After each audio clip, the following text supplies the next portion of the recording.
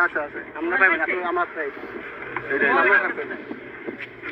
গাড়িও জায়গা হাইওয়ে গাড়ি তো মানে একটা আপনি কি হয় না গাড়িটা মেরে দিন তিন দিকে নাকি গাড়ি না না বেরে মোবাইলে লকটা খুলে দাও না আছে লক হয়ে যায় মানে আমার লকটা অনেক কাটে वाला